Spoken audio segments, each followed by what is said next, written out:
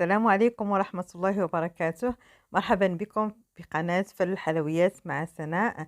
اليوم إن شاء الله دائما في الوصفات التي نحضرها في شهر رمضان. اليوم إن شاء الله سنتعلم كيفية تحضير الكيش بحشوات مختلفة.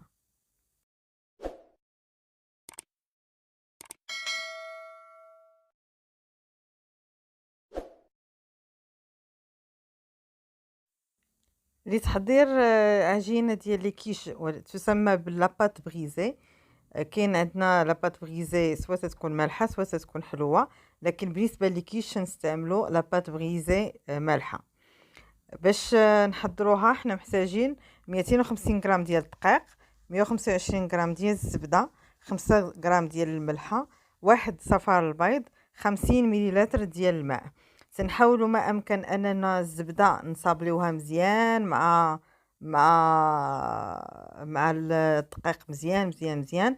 عاد تنزيدوا البيض وعاد تنزيدوا الماء وتنجمعوها صافي، تنخلوها تستراح عاد نخدموا بها. بالنسبه لهاد المقادير اللي درت دابا تقريبا تيقدروا يعطيونا تقريبا شي 14 تاخذوا على موين ديال الكيش. نسيت ما قلت لكم ممكن نديروا الزبده كيف ما ممكن اننا نديروا مارغرين، يعني على حسب انسان امكانيات ديالو.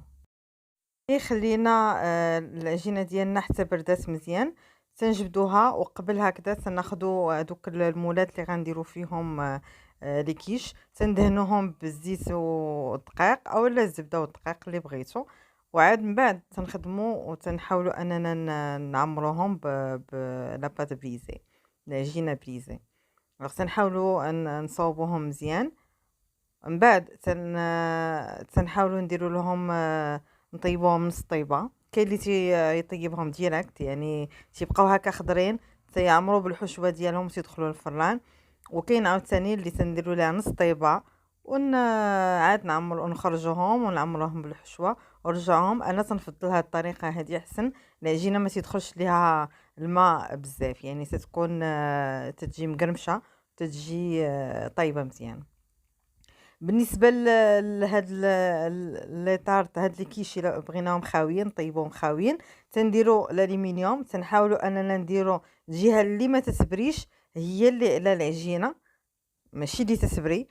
ومن بعد تنتقبوا العجينه راكم تشوفوا كيف في الفيديو. من بعد تنديروا الالومنيوم الجهه اللي ما تتبريش هي اللي جهه العجينه.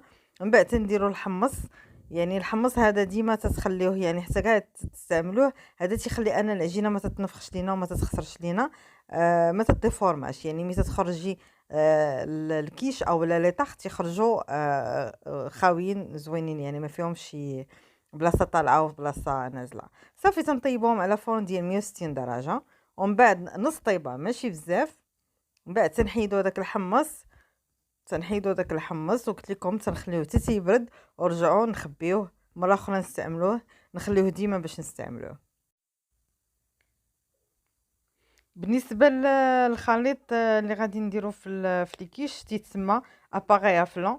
عندنا 5 ديال البيضات، عندنا الملح والبزار، وعندنا ربع يطرو ديال لاكريم وربع يطرو ديال الحليب. نقدروا نديرو غير ربع يطرو ديال نقدروا نديرو غير نص يطرو ديال الحليب، يعني بلا ما نديروش كاع لاكريم، غير هي بلا كريم تتكون احسن، قشده طريه تجي احسن. بالنسبه للمقادير من الاحسن نديرو غير النص، يعني بحال غادي نديرو 125 مليلتر ديال يعني 3 البيضات، 125 مليلتر ديال الكريمه وماء القشده الطريه، و125 مليلتر ديال الحليب، باش تقدنا في هاد لي طاق تقريبا 14 بلا ما ديروه كتير ويبقى لكم.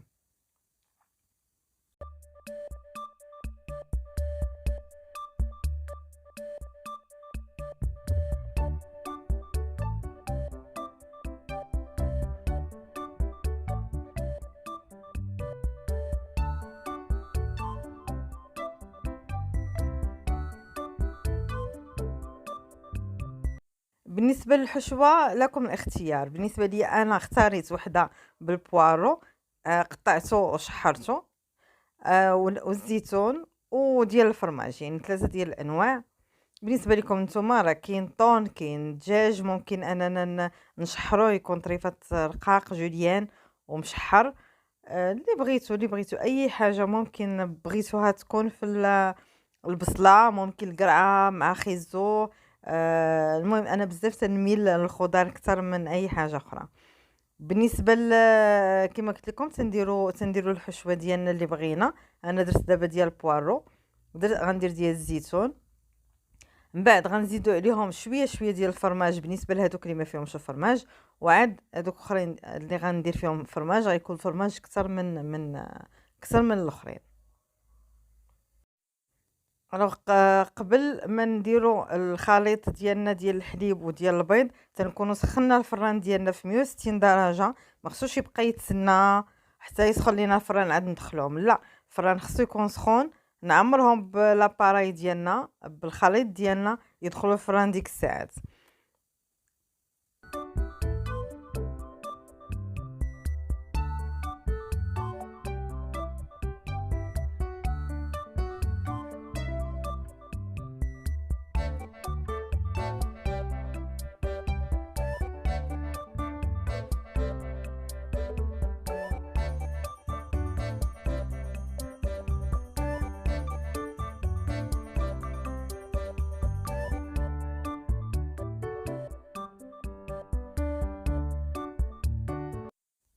شكرا لكم على المتابعة، وإلى لقاء جديد بإذن الله.